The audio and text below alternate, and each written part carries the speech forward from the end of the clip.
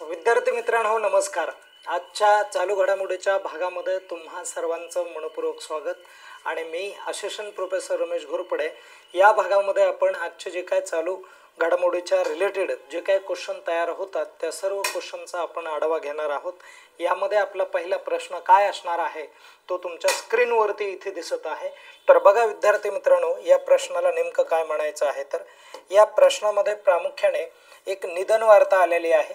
ज्येष्ठ मराठी अभिनेत्री आहे ती, आणि ज्यांचं नाव आहे बघा दया डोंगरे म्हणून.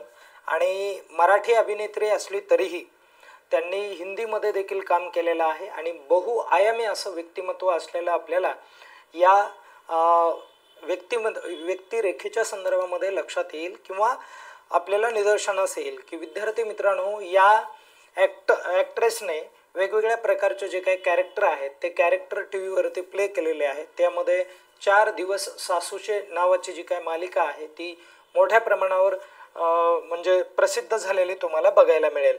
तर यांचं निधन झालेलं आहे आत्ता. तर ते वयाच्या कितव्या वर्षी निधन झालं, तर 85व्या वर्षी निधन झालेलं आपल्याला दिसून येणार आहे. आणि त्यानंतर पुढचा मुद्दा बघा, 2025 महिला क्रिकेट वर्ल्ड कप हा वर्ल्ड कप पार पडलेला आहे. हा जो वर्ल्ड कप आहे मित्रांनो, हा वर्ल्ड कप 30 सप्टेंबरला सुरू झाला होता आणि तो संपला कधी, तर तो 2 नोव्हेंबरला संपला मित्रांनो. तर या कालावधीत हा जो वर्ल्ड कप आहे हा वर्ल्ड कप चालू झालेला होता. आणि या वर्ल्ड कपच्या संदर्भामध्ये महत्त्वाची जी काय माहिती ही इथे स्क्रीनवरती मी दिलेली आहे. आणि बघा आता इथे काय आहे, तर महिला क्रिकेट वर्ल्ड कपमध्ये विजेता कोण ठरलेला आहे, कोणता संघ ठरलेला आहे ते सांगायचं आहे. तर भारत विजयी झालेला आहे, भारताला विजय मिळालेला आहे. आणि भारताला हा प्रथमच 2025मध्ये महिला क्रिकेटमध्ये विजय मिळालेला आपल्याला बघायला मिळतोय. ठीक आहे. आता त्यानंतर जर आपण पाहिलं तर वर्ल्ड कप आपल्याला पहिला कधी मिळाला होता किंवा या अगोदर कधी मिळाला होता, तर 2011ला आपण जिंकलो होतो महेंद्रसिंग धोनीच्या नेतृत्वाखाली. महेंद्रसिंग धोनी, ओके, हे पण लक्षात राहू द्या, महेंद्रसिंग धोनी. आणि त्यानंतर परत पुढे बघा 1983ला कपिल देवच्या नेतृत्वाखाली एकदा जिंकलो होतो बघा. कपिल देव यांच्या नेतृत्वाखाली वर्ल्ड कप आपण जिंकलो होतो. आणि इथे जे आहे आता 2015ला ज्या काही कर्णधार असणार त्यांचं काय नाव आहे, तर त्यांचं नाव हरप्रीत कौर असं आहे. आणि यांच्या नेतृत्वाखाली आपण काय केलेलं आहे, तर हा जो वर्ल्ड कप आहे हा वर्ल्ड कप जिंकलेला आहे. आणि जर आपण पाहिलं, लक्षात घ्या, आपण दक्षिण आफ्रिकेला हरवलेला आहे. दक्षिण आफ्रिका हा उपविजेता ठरलेला आहे. मग दक्षिण आफ्रिकेचा कोण कर्णधार होता, कर्णधार हा पॉइंट आहे. आणि भारत आणि आफ्रिकेचे कर्णधार मी सांगत आहे. भारताचा कर्णधार हरप्रीत कौर ही आहे. तर दक्षिण आफ्रिकेची कोण आहे, तर त्यांचं नाव आहे लॉरा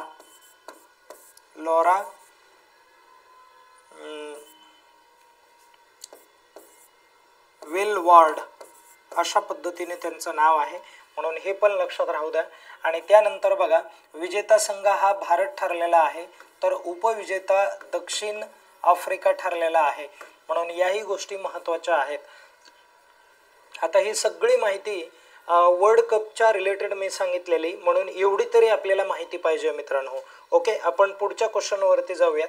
काय म्हटलंय बघा, भारताने 2025 महिला वर्ल्ड कपच्या अंतिम सामन्यामध्ये कुणाचा पराभव केला ते तुम्हाला सांगायचं आहे. तर निश्चित सर्वांना या क्वेश्चनचा आन्सर माहिती आहे, दक्षिण आफ्रिका आहे. आणि मग पुढे आपण बघूयात बघा, इथे एक महत्त्वाचा जो काय मुद्दा आहे तो काय आहे बघा, तर या वर्ल्ड कपमध्ये सामनावीर म्हणून कुणाची निवड झाली किंवा कोण ठरलेला आहे, तर शालिनी वर्मा ठरलेली आहे. आणि त्यानंतर मालिकावीरचा विचार केला आपण तर दीप्ती वर्मा ठरलेली आहे बघा. ओके, आणि सर्वाधिक धावा कुणी केलेल्या आहेत, तर सर्वाधिक धावा ज्या आहेत या सर्वाधिक धावा लॉरा वेलवॉर्ड या कर्णधारने केलेला आहे. आणि जी कर्णधार दक्षिण आफ्रिका या देशाची आहे, म्हणून हे पण लक्षात राहू द्या बघा. तिने किती धावा केलेल्या आहेत, तर तिने 517 धावा केलेल्या तुम्हाला निदर्शनास येतील. आणि त्यानंतर बघा भारतीय संघ प्रशिक्षक कोण आहे, हा पण तुम्हाला परीक्षेसाठी महत्त्वाचा प्रश्न होईल. तर तो आहे बघा अमोल मुजुमदार म्हणून. कोण आहेत? अमोल मुजुमदार ही व्यक्ती भारतीय संघाची कोच होती. आणि त्यानंतर बघा भारतीय संघाला कोणत्या टोपण नावाने ओळखलं जातं, तर वुमन इन डब्ल्यू या टोपण नावाने ओळखलं जातं. आणि ICC ने काय केलेलं आहे माहिती आहे का, तर महिलांच्या क्रिकेटमधल्या कॉन्ट्रीब्युशनसाठी, संघर्षासाठी, नेतृत्वासाठी, त्यांच्या आवडीसाठी एक मोहीम सुरू केली. आणि ज्या मोहिमेचं नाव आहे बघा विल टू विन नावाची ही मोहीम आहे. आणि तुम्हाला परीक्षेत विचारलं जाणार आहे की विल टू विन ही जी मोहीम आहे ही खालीलपैकी कोणत्या संघटनेशी संबंधित आहे, तर तुम्हाला सांगायचं आहे इंडियन काउन्सिल ऑफ क्रिकेट, म्हणजे ज्याला ICC अशा पद्धतीने म्हणायचं आहे. आणि महिला वर्ल्ड कपची जी काय सुरुवात आहे ती सर्वात प्रथम कधी झाली होती, तर 1973ला झाली होती. आणि 1973 पासून हा जो महिला वर्ल्ड कप आहे हा सुरू आहे. आणि आत्तापर्यंत हा आपला पहिलाच विजय होता. आत्तापर्यंत जेवढी मी माहिती सांगितली ही सगळी परीक्षेच्या दृष्टीने महत्त्वाची आहे. ओके, आता त्यानंतर पुढे आपण जाऊयात. आता बघा मोन्था नावाचा हा एक चक्रीवादळाचा प्रकार आहे, नाव आहे. आणि हे जे चक्रीवादळ आहे हे चक्रीवादळ कुठे निर्माण झालं, तर ते बंगालच्या उपसागरामध्ये मित्रांनो निर्माण झालंय, जे थायलंड या देशाकडून आलेलं तुम्हाला बघायला मिळणार आहे. म्हणून या गोष्टी देखील महत्त्वाच्या असतात. चक्रीवादळ आलेले आणि समुद्रामध्ये आलेलं ते चक्रीवादळ होतं सायक्लॉन. आणि जर मोन्था हे जे चक्रीवादळ आहे हे जर थायलंडकडून आलं असेल तर त्या चक्रीवादळाला जे काय नाव आहे ते नाव देखील कुणी दिलेलं आहे, थायलंडने दिलेलं आहे. आणि मोन्था या शब्दाचा अर्थ होतो बघा ब्युटिफुल. काय अर्थ होतो त्याचा? ब्युटिफुल फ्लावर असा अर्थ होतो बघा. म्हणून हाही मुद्दा महत्त्वाचा ठरतो. ओके, लक्षात आलं. आणि हे थायलंड या लँग्वेजमध्ये त्याला तसं म्हटलं जातं, एक सुंदर फूल असा त्याचा अर्थ होतो मित्रांनो. आपण लगेच पुढे जाऊयात. बघा शेन्झाई 21 नावाची मोहीम आहे. आणि ही मोहीम कोणत्या देशाने सुरू केलेली, तर ती चीनने सुरू केली मित्रांनो. म्हणून तोही एक महत्त्वाचा मुद्दा आहे. त्यानंतर पुढचा प्रश्न, अलीकडे काय झालेला आहे, तर जगातील सर्वात प्रदूषित शहर कोणतं आहे ते तुम्हाला परीक्षेमध्ये विचारलं जाणार आहे. सर्वात प्रदूषित शहर जगातलं कोणतं ठरलेलं आहे, तर ते पंजाबमधलं शहर आहे मित्रांनो. आणि ज्या शहराला आपण लाहोर असं म्हणतो, म्हणून तेही लक्षात राहू द्या.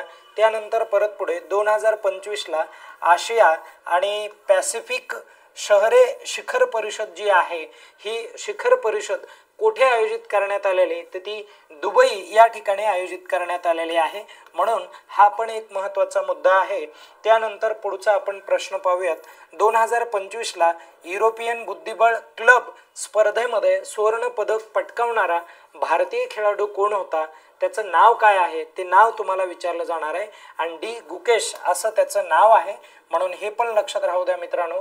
आणि त्यानंतर आपण पुढे जाऊयात. एक शेवटचा प्रश्न पाहूयात.